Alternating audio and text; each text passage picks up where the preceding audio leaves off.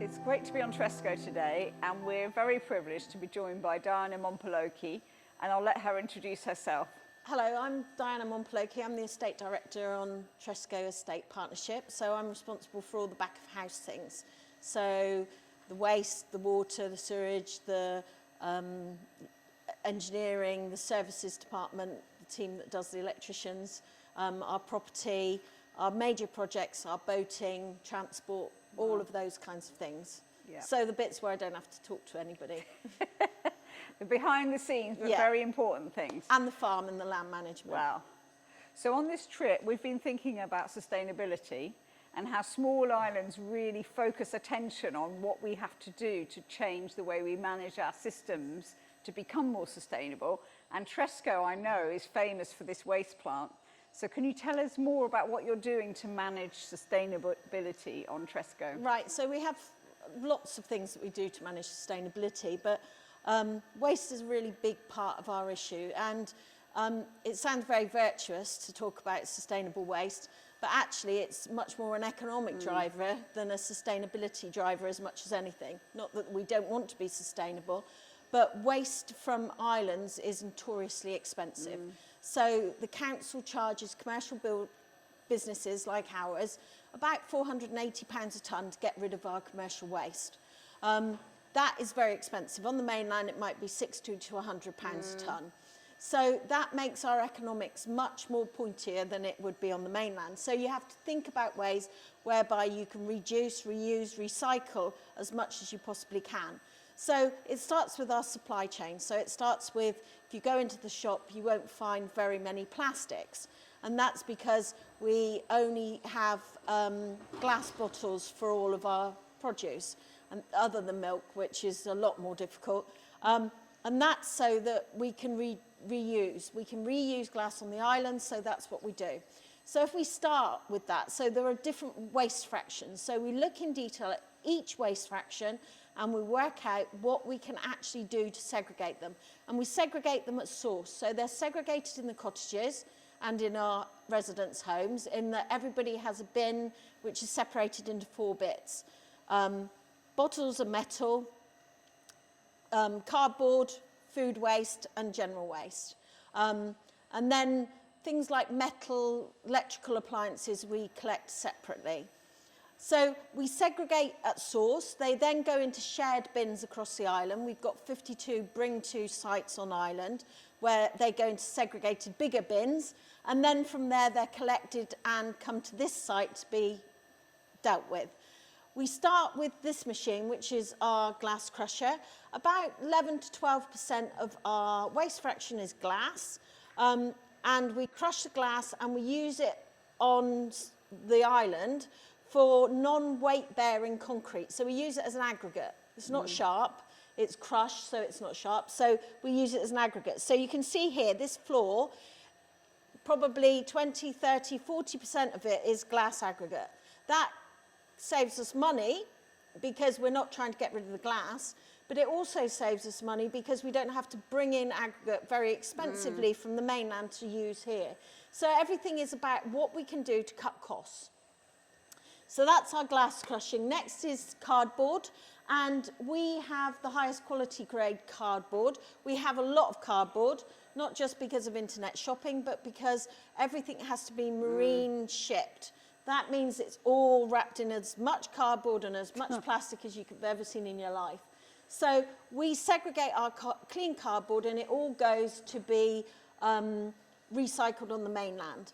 And we make enough money from the cardboard, for the sale of the cardboard to BIFA, to actually be able to cover the cost of shipping it. So that becomes a zero cost for the estate, which is really important. These machines compact and deal with our waste that we can't deal with in any other way. So nappies, dog poo bags, plastic that we can't recycle, all of those sort of things. But it's a very small fraction of our main waste. The cardboard is about 20%, glass 12%, metal's about 3%.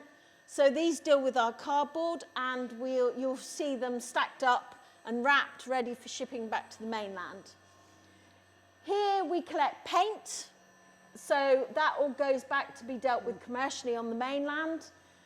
Polythene boxes, as long as they're good, we don't let our chefs break them, so the polystyrene boxes, and then they're reused on St Agnes to pack St Agnes ice cream.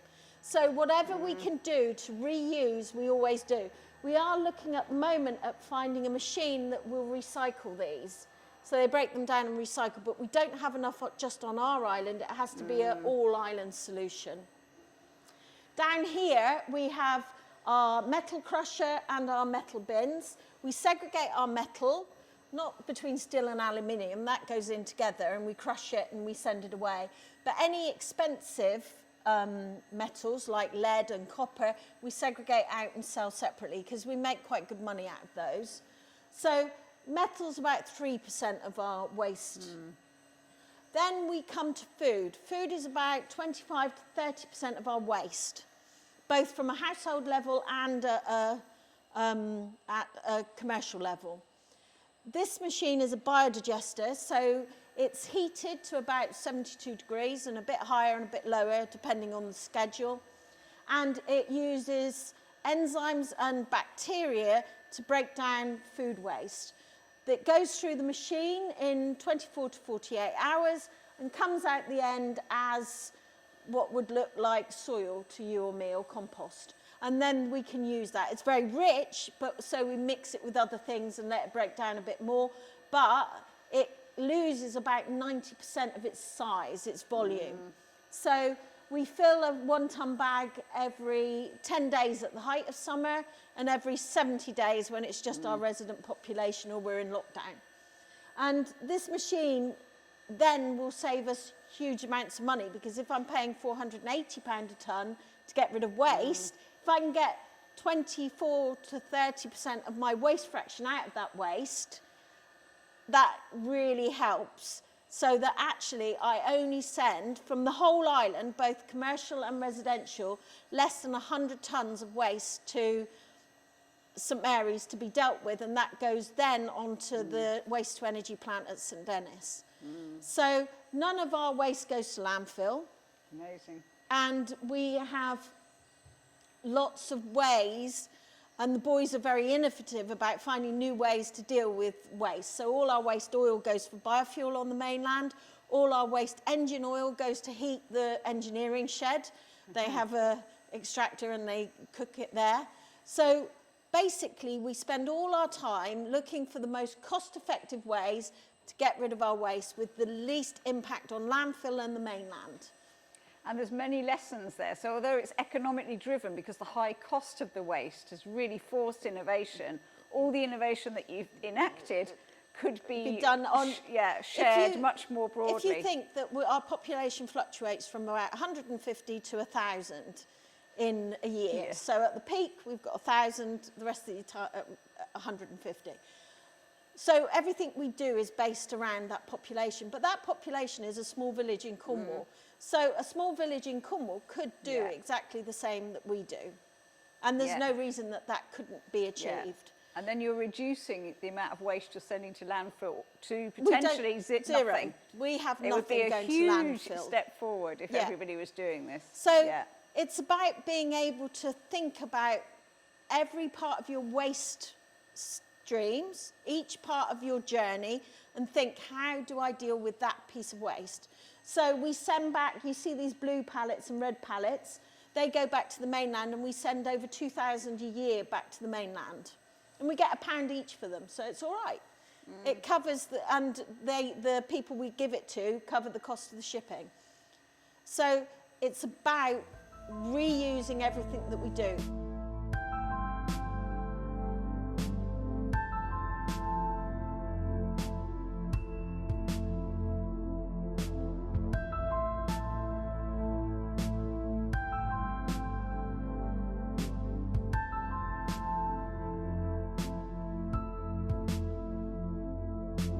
So we tend to think of Tresco as a holiday resort, but of course it's an island with a mixed habitat.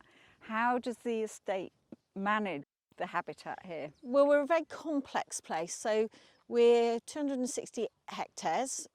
We've got 3 triple SIs. So we've got the north end, which is heather and wildness. We've got the lake, which is just behind us here, which is the Great Pool, which is a sort of water habitat, so lots of wetland.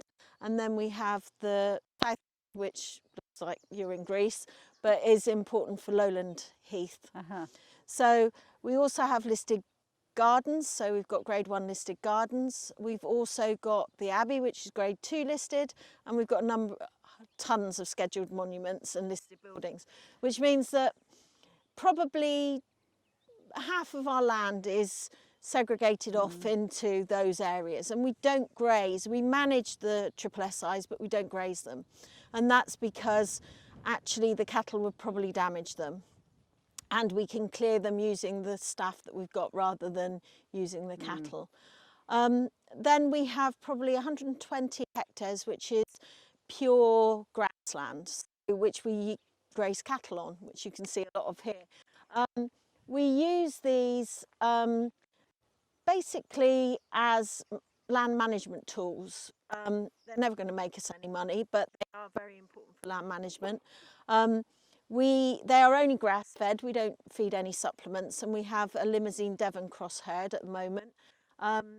We have about 100 with calves and followers, and what we do is we mob graze. So you'll see they're all in together in a very tiny space, and then at lunchtime they'll be moved to another tiny space, and at tea time another tiny space. That means that we don't waste grass. It means that you keep carbon sequestered better, and you get better mix of wild plants.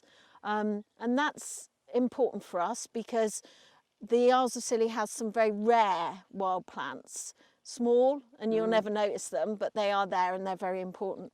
We've also changed our grass mixes to a much more broadleafed mix. So you've got plantain, clover, all sorts of other things, and wild plants which will attract native pollinators, birds.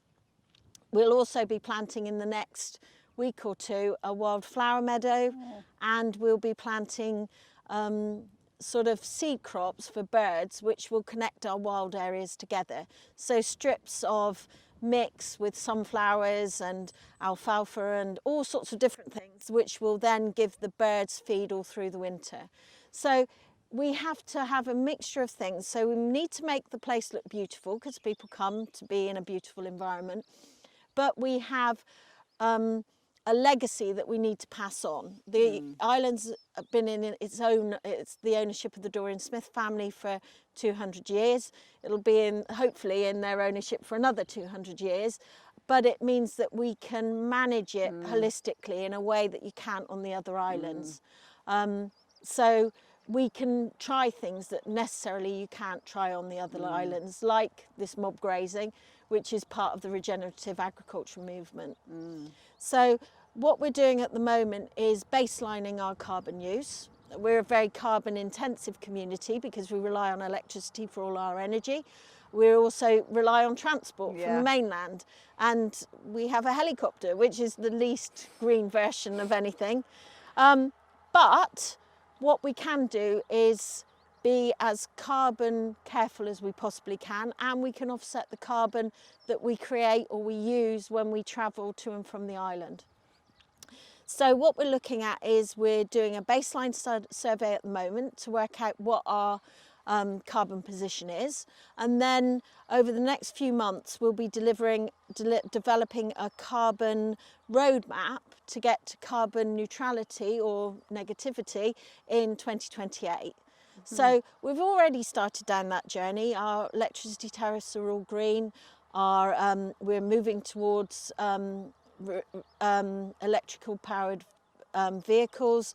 We're looking at only selling sustainable clothing in our shops, all of those kinds of things. But it's about how we deal with our big issues, and our big issue is always going to be transport, our boats, our mainland transport links. But we have to do that hand in hand. We can't look at our carbon to exclusion of our biodiversity, and we can't look at our biodiversity in exclusion of our climate change issues and actions. So I think for us it's about how do we manage all of those different things and sometimes competing objectives to come up with something that works for us. And it has to be something that will be very specific to us. There are lessons that can be learned, but it will be specific for us. And you were mentioning the biodiversity, and obviously you can see the flowers growing here in the grass, but what about the mammals? Are there special mammals that you need to think about? Isles of Scilly is a bit of a weird one because we haven't got many mammals that are native to the Isles of Scilly. The only mammal that is actually native is the Scilly shrew, which is a tiny little thing. Obviously we have rats and we have rabbits, and they have hedgehogs which were imported in the 80s on St Mary's. We have red squirrels here, but there are no other mammals. So the red squirrels here are a refuge group. So we've got them here so that if there was a virus or anything else that wiped them out on the mainland, we've got a basis for a new community to reinstall somewhere else. And presumably on the north end of the island you do have nesting seabirds. We have some ground nesting birds, but we don't have the big seabird populations. They tend to be on the uninhabited island. If you go to St Agnes, where they did the rat eradication, rats are a real big problem for ground nesting seabirds, or ground nesting birds altogether. Cats are the same. But we do try to encourage as many birds as we possibly can, and we get some very rare birds, and we get some very just interesting birds and bird communities here.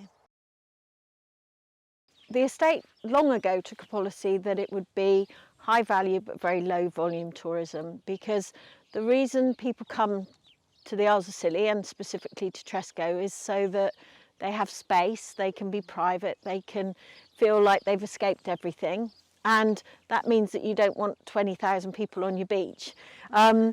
We're kind of also limited to that by our transport, so our transport's expensive, so whatever kind of accommodation you provide has to be good value for money, or good value for money for the person that hires it. So our accommodation is very expensive, but we're in a very expensive place to run, so it all kind of, that doesn't mean we make lots of money. So we've gone for self-catering. We used to have a big hotel, but we knocked that down in 2012, and we've gone for a self-catering model because that's what people prefer. We have got a hotel on Briar called Hell Bay, and we have got the New Inn, which has rooms, 16 rooms.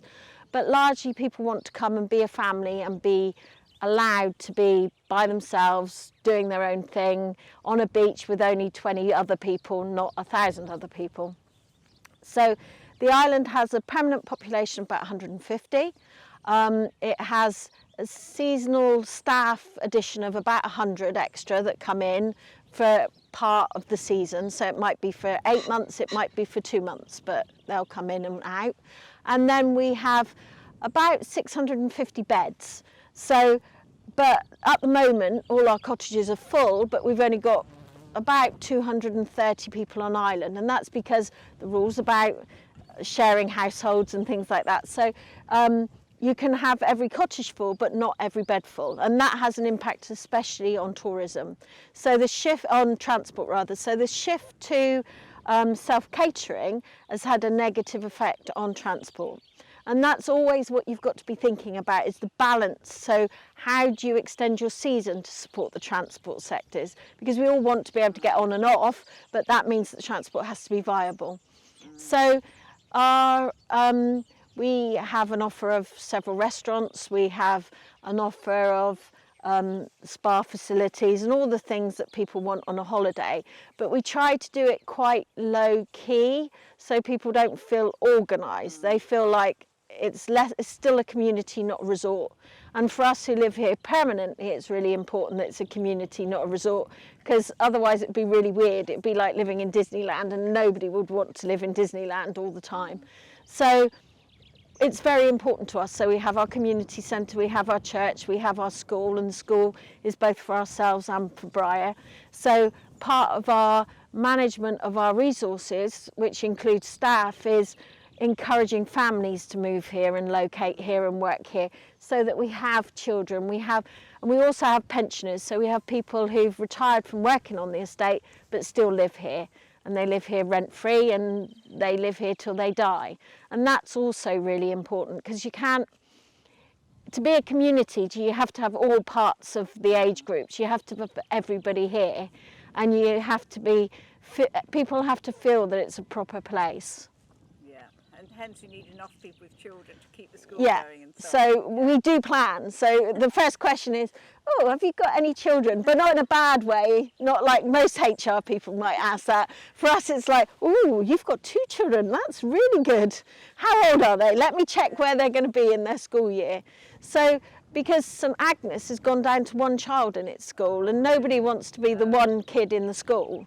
So we work very hard not to be in that position. We encourage people to think of this as a lifetime move. If you come to Tresco and you work on Tresco permanently, it can be for your life.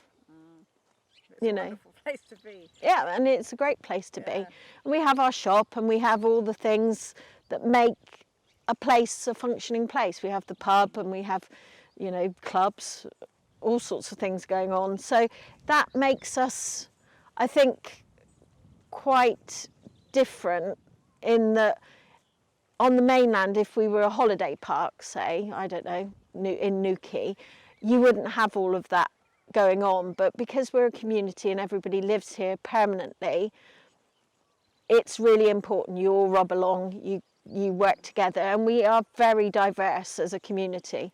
We have lots of people from all over the world, from Mozambique, my son's from Botswana, from Eastern Europe, from all over, and that for us is really important. It makes us diverse, but it also makes us welcoming, and it makes us additionally welcoming, I think, for our guests, because our staff reflect our guests. Our students are thinking about economic and environmental sustainability for this, but actually you've touched on the social side of it, because you've got staff coming in from all over the world, and presumably they have to stay here for quite a long period of time and then go away. So this year, how many countries of origin We've probably got about 30, you know, mostly European Union countries still. We've got lots of people we've encouraged and helped to get settled status, because they're really important parts of our community. So yeah, we have people from all over the place, and for us that's really important. Islands thrive on having diverse communities, I think. And I think also what it means is that you get different perspectives and different points of view, and that really helps in a community. And I think having diverse people means that you get somehow a more polite society.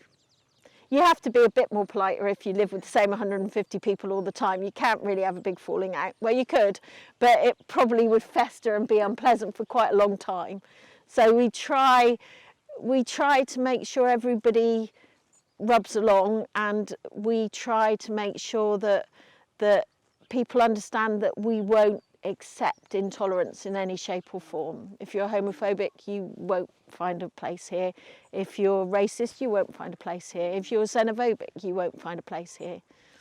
And we were talking about this yesterday on another one of these films, the fact that Scilly is so isolated. People can think it's very marginal and peripheral, but in fact, if you look at it another way, it's always been at the centre of trade routes and international travel and people coming and going. So in many senses, you're perhaps a modern example of that mixing and interplay that comes from a maritime culture, which is always about looking out rather than looking in. Scilly always looks out. I think and I think for us, that's why the estate particularly is very keen to be as broad as we possibly can. I think it's very easy for people who come on holiday here to think, oh, wouldn't it be lovely?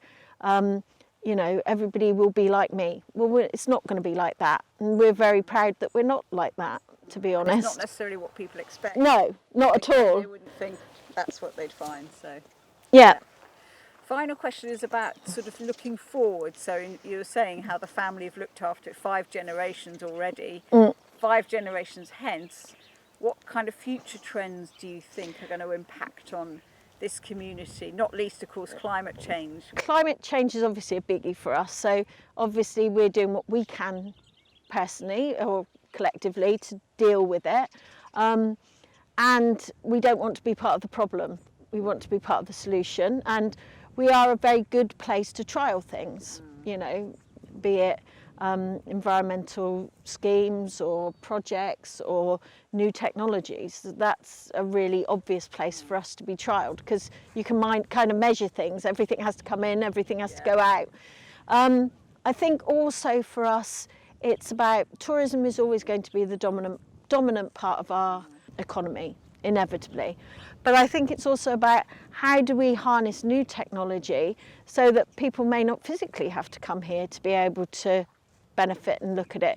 How can we look at technology that people can live here and work elsewhere? There are all sorts of things that we can explore moving forward, which mean that maybe we can change our model slightly, but at the end of the day, we are going to be a tourist destination. What we want is tourists who share our vision and share our aspirations, if that makes sense. Thank you very much. Is there anything you would like to ask our students? These are 19, 20-year-olds starting out their lives as young adults. What would you like to know from them? I think what I'd like to know from them is, how to say this, lots of people give lip service to greening the environment. Lots of companies will claim lots of greenwash and isn't it lovely, isn't it? How do they identify the ones that are serious from the ones who are just pretending to be serious? And I think that would be a really interesting conversation to have with them. Yeah, that's a great question for us to discuss in class. So thank you very much. That's all right.